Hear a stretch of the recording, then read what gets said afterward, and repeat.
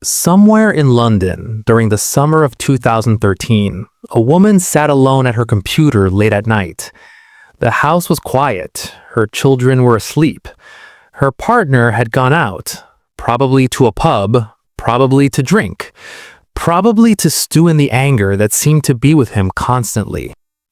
This woman, alone in the darkness, with shaking hands and tears running down her face, typed something into Google that would later be used as evidence in a murder trial. She typed, "Magic spells to make him love me again." She pressed enter and looked through the results. She found websites about witchcraft and enchantments, forums where desperate people asked how to cast love spells. She read them and then searched again. Urgent spell to make him be sorry for hurting me. And again, I am with a bully who beats me and tells me I am ugly and fat and hurts me all the time. Think about what we are seeing here. This woman was not searching for domestic violence hotlines. She was not looking for women's shelters or trying to find out how to safely leave an abusive relationship. She was not looking up divorce lawyers or therapists or support groups. No, she was searching for magic, for some supernatural power, for spells that might make her abuser stop hurting her without her having to leave him. She believed that magic was more realistic than escape. Her name was Jenny Gray. She was a graphic designer and the mother of 2 young daughters. 3 months after typing those desperate searches into her computer, her 6-year-old daughter Ellie would be dead, beaten to death by the man Jenny could not leave. The crime scene was staged and covered up by Jenny herself while her daughter's body grew cold. In August 2013, 2 months before her daughter would be beaten to death, Jenny Gray sent a text message to her partner, Ben Butler. Police found this message during the murder investigation. The prosecution read it out loud in court. It said, "Just so you know, I am obsessed and in awe of you. I think you are so hot and want you to fancy me the same. I would die for you. I would die for you." Let those 5 words stay in your mind for a moment. Here is a mother with 2 young daughters living with a man who has a documented history of violence against women and children, telling him that she would die for him. Not that she would die for her daughters, not that she would do anything to protect her children. For him. She would die for him. Now let me tell you what else was happening that same week. Ben Butler had sent Jenny message after message full of abuse and insults. He called her a dog. He called her fat and ugly. He told her to go away. He texted that he was about to flip, that his hands were shaking with rage. The court heard all of these messages. In her secret diary, which she hid in the rubbish bins outside their house, and which investigators would later find in pieces, Jenny wrote that they had fought badly that week. She wrote that Ben had kneed her in the genitals, that he had badly hurt her, that she was living in constant fear. And still, after all of that insult and violence, she sent him a text saying she was obsessed with him, that she was in awe of him, that she would die for him. Here's a question that has stayed with me throughout all my research into this case. At what exact point did Jenny Gray stop being a victim of Ben Butler and become his partner in crime? Was it when she searched for magic spells instead of escape routes? Was it when she told the police after Ellie's death that she did not believe Ben had ever done anything to hurt their daughter? Was it when she spent 2 hours helping stage a crime scene instead of calling an ambulance? Or was it much earlier when she made the decision that her need for this man was more important than her children's safety? Because make no mistake about what we are looking at here. What Jenny Gray felt for Ben Butler was not love. It was not romance. It was not even a crush. It was addiction, a mental dependency so deep, so all-consuming, that she was willing to give up everything to keep it. Her dignity, her safety, her relationship with her own parents, and in the end, her daughter's life. To understand how Jenny Gray became who she was, we first need to understand who Ben Butler was. Because the way abusers think and the way their victims think are closely, terrifyingly connected. You cannot understand one without understanding the other. Ben Butler had a criminal record that should have been full of obvious warning signs. He had served nearly 4 years in prison for armed robbery with violence and witness intimidation. He had multiple charges for assault. He had a documented history of alcohol-related violence, fights, and explosive, uncontrollable rage. But it was his history with women that revealed the true nature of the monster inside him. Before Jenny, there was a woman named Hannah Hillman. Butler had attacked Hannah outside a nightclub, choking her with his hands around her throat. He had beaten her up outside a pub, giving her black eyes and bruises.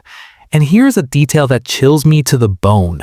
Hannah was pregnant with another man's child when Butler attacked her. Even the presence of an unborn baby did not stop his violence. Years later, after Ellie's death, Hannah gave a statement to investigators. Her words paint a picture of a man who was not just violent, but violent in a sick way. She described how Butler's face would twist with rage when he turned his fists on her, how there was no warning, no buildup, how he would flip, as she put it, between 3 different personalities. The first personality was normal Ben, charming, loving, the man who made you believe he could change. The second personality was violent Ben, pure evil, Hannah called him, a face twisted with rage, fists flying, completely out of control. And the third personality was what Hannah called baby-like Ben.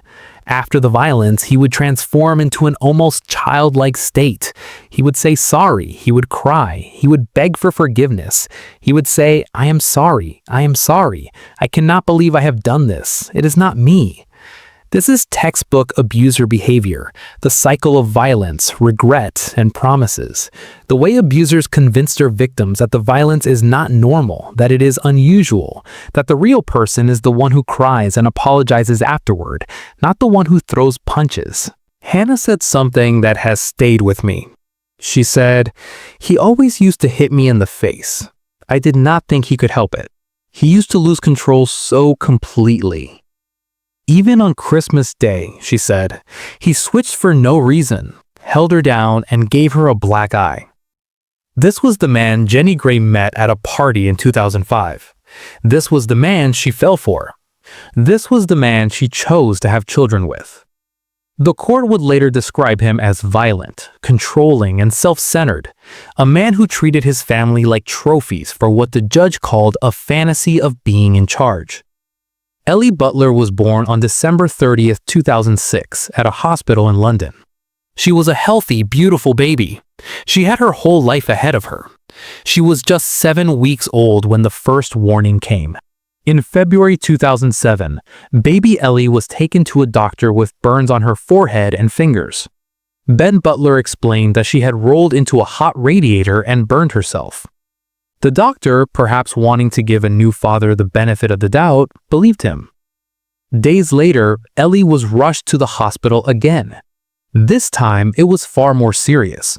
She was pale. She was floppy, which is the medical term for a baby with no muscle tone. She was barely conscious. The doctors ran every test they could think of. What they found was horrifying. Ellie had bleeding on the brain caused by head trauma. She had bleeding in the eyes. She had seizures. These injuries are the kind that come from violent shaking, from what doctors call inflicted head injury. These are injuries that do not happen by accident. These are injuries that someone inflicts on a helpless 7-week-old baby. Ben Butler was arrested. He was charged with causing serious harm. After a long investigation, he was convicted in March 2009 and sentenced to 18 months in prison. And Jenny Gray, when the police came to question her, when social workers asked for her cooperation, when her own parents begged her to see the truth about this man, what did she do? She defended him. She stood by him. She told everyone who would listen that she did not believe Ben was capable of hurting their daughter, that it must have been some kind of accident, that everyone was wrong about him. Ellie was taken from her parents and placed in foster care. Eventually, she was placed with her maternal grandparents, Neil and Linda Gray. For the first time in her short life, she was safe. She was loved. She was protected. And here is a detail that breaks my heart. Jenny barely visited her daughter during this time. She was too busy standing by the man who had nearly killed her baby. For 5 years, Ellie lived with her grandparents. These were the golden years of her short life, and it is important that we remember them. It is important that we remember Ellie as more than just a victim. She was a child who knew happiness, who knew what it felt like to be safe and loved and cherished. She went to school and got good grades. She made friends and was well-liked. She rode her bike and her scooter to the park almost every day. She was in after-school activities. She was a happy, friendly, bubbly little girl who was known and loved throughout her neighborhood. Her grandfather Neil would later describe this period with tears streaming down his face. He said, "It was a great joy, a new lease of life for us. We used to go to the park almost every day. She was a beautiful, bubbly little girl. She was our shining light." But something dark was happening in the background that would put out that light forever. In June 2010, Ben Butler's conviction was overturned on appeal. New medical evidence had been presented that raised questions about the original diagnosis. The court ruled that there was no good reason to reject the possibility of an unknown cause for Ellie's injuries. They also found that the trial judge had made serious errors in his summing up. Suddenly, Ben Butler was a free man. And not just free, he was claiming to be a victim. He told newspapers, "If it can happen to me, it can happen to anyone. It ruined me. I still have not got over it." Jenny Gray was waiting for him with open arms. Of course she was. They immediately got back together. They had another daughter together who was also placed in foster care because authorities determined they were not capable of providing proper care. And then they did something that still shocks me. They hired Max Clifford. Yes, that Max Clifford, the celebrity publicist who was later convicted of 8 counts of indecent assault and died in prison. The man once described as the most powerful publicist in Britain. Butler and Gray hired this man to run a media campaign painting them as wronged parents, whose children had been stolen by an unjust system. They gave interviews to national newspapers. They appeared on This Morning, one of the most watched television shows in Britain. Sitting on that famous sofa, looking directly into the camera, Jenny described Ben as trying to be the perfect dad. She said, "The mistakes that have been made, we are going to pay for the rest of our lives." She had no idea how horribly true those words would become. In October 2012, after a bitter custody battle that cost Ellie's grandparents their entire life savings of £70,000, a high court judge ruled that Ellie should be returned to her parents. The local council had fought desperately to keep Ellie safe. They pointed out Butler's violent convictions. They presented evidence of domestic abuse. They warned of the danger. They were overruled. And when Neil Gray, Ellie's grandfather, stood up in court and warned the judge directly that she would have blood on her hands if she returned Ellie to Ben Butler, he was overruled too. But here's the detail that takes my breath away. According to the serious case review done after Ellie's death, Ellie herself had asked to speak to the judge. This 6-year-old girl wanted to tell the court that she did not want to go back to her parents, that she wanted to stay with her grandparents, that she was frightened. Her request was denied. A 6-year-old child asked to be heard, and the court said no. The judge did not just return Ellie to her parents. She went much further. She fully cleared Ben Butler. She declared his original conviction a mistake. She ordered the council to write to every agency saying Butler had been cleared. She called it a happy ending. She said it was a joy to see the family reunited. In November 2012, Ellie was returned to her parents. She was 6 years old. She had 11 months left to live. The judge retired early, just 1 week before Butler's murder trial began. She has never publicly commented on the case. What happened during those final 11 months of Ellie's life? The evidence presented at trial paints a picture of growing horror behind closed doors. Ellie started missing school a lot. When teachers asked why, her parents said she was sick. Medical certificates were requested. None were ever provided. Teachers noticed troubling signs. Ellie arrived at school with bruises, with dirty, unwashed clothes, with messy, uncombed hair, with mismatched socks, with mismatched shoes. She looked, according to reports, like an orphan. A note taken by a foster carer recorded something Ellie had said about her home. Just 4 simple words that should have been a scream for help. "My house is a bad house." When her grandfather, Neil, finally saw her 2 days before her death, he was shocked by her appearance. She looked like an orphan, he said, with dirty hair and a bruise on her face. Ellie told her grandfather that she was terrified of her father. Meanwhile, inside that house, Jenny Gray was writing everything in her secret diary. She wrote about being badly hurt, about the violence, about the fear, and she searched for magic spells while her daughter suffered. On October 1st, 2013, just 27 days before Ellie died, Ben Butler broke her shoulder blade.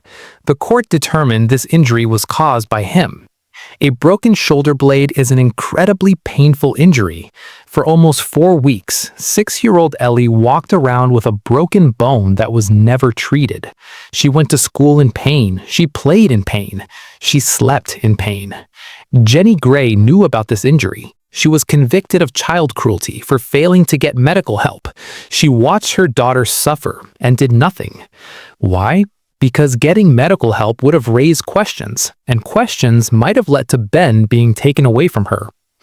On October 28, 2013, Jenny Gray was at her job in the city of London when her phone rang. It was Ben. He needed her to come home immediately.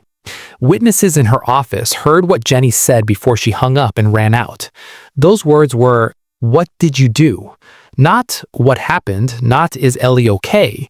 What did you do? She already knew. She arrived home to find Ellie with terrible head injuries. Blood pooled around the child's head. She was likely already dead. And what did Jenny do? Did she call an ambulance? Did she try to save her daughter? No, she helped cover it up. For 2 full hours, the couple staged an elaborate lie. They put dirty clothes in the washing machine. They tore up Jenny's diary and threw it in the bins outside. Ben walked the dog, smiling at neighbors to appear normal. They put in a Peppa Pig DVD to support their story that Ellie had been jumping on the bed while watching TV and accidentally fell, hitting her head on a table leg. Most chillingly, they set up Ellie's younger sibling to discover the body, as if she had just been found. Only then did they call for help. The judge called it the most remarkable, cynical piece of acting. Jenny screamed and did CPR, knowing her daughter had been dead for 2 hours. The forensic evidence destroyed their carefully made-up story. The pathologist determined the force that killed Ellie was like a high-speed car crash at over 100 kilometers per hour. No fall from a bed could cause such injuries. She had been thrown against a wall or hit with a heavy object, possibly the table like they blamed. Her body told a longer story. Old, untreated broken bones, the broken shoulder from 3 weeks earlier, multiple bruises and burns at different stages of healing, a map of months of abuse. And the diary pieces revealed everything. Jenny had written that she knew Ben was abusing the children, especially Ellie, and why she did not report it, because she was afraid of losing him. There it was, in her own handwriting. She chose him over her daughters. The trial began in April 2016, and Jenny kept one final secret. Her mother, Linda, died of cancer on the first day of the trial. Linda had spent years caring for Ellie. She died without seeing justice. Neil Gray made a decision. He did not tell Jenny. It was Linda's dying wish that her daughter not know. Jenny found out on the day of her conviction. The woman who had not called an ambulance for 2 hours cried in the dock when she learned her mother was dead. Ben was convicted of murder and sentenced to life with a minimum of 23 years. He shouted, "I will fight forever to prove this wrong." Jenny received 42 months for child cruelty and perverting the course of justice. As the verdict was read, she mumbled, "Big mistake, big mistake, big mistake." Jenny Gray was a victim of domestic violence. Ben beat her, insulted her, controlled her. She searched for magic because she could not imagine leaving him. She shows all the classic signs of trauma bonding and coercive control. But at what point does a victim's suffering become helping in someone else's suffering? Jenny had opportunities to save Ellie. She could have told the truth in 2007. She could have refused a custody campaign. She could have gotten help for the broken shoulder. She could have called an ambulance immediately. At every turning point, she chose Ben over Ellie. Her father said she stood by and watched that brutal maniac inflict unimaginable injuries to her children, and defended him without question or regret. She was just as responsible. I think Jenny Gray is something tragic. A woman so broken by her need for this man that she gave up her children to keep an illusion alive. A woman who searched for magic because she could not face reality. A woman who chose the monster because being alone was more terrifying than watching her daughter suffer. Ellie was 6 years old. She spent most of her life happy with grandparents who adored her. She asked to stay with them. She asked to speak to the judge. Nobody listened. She deserved a mother who would die for her. Instead, she had a mother who would die for the man who killed her. And so here ends today's criminal story. I would very much like to know your opinion, so please leave it in the comments below. What do you think about Jenny Gray? Was she a victim or a villain? Can someone be both? At what point does understanding become excusing? These are questions I want you to think about. We can always debate with respect to the victim and her family. Subscribe and leave a like if you enjoyed my work. Good night, and until the next criminal story.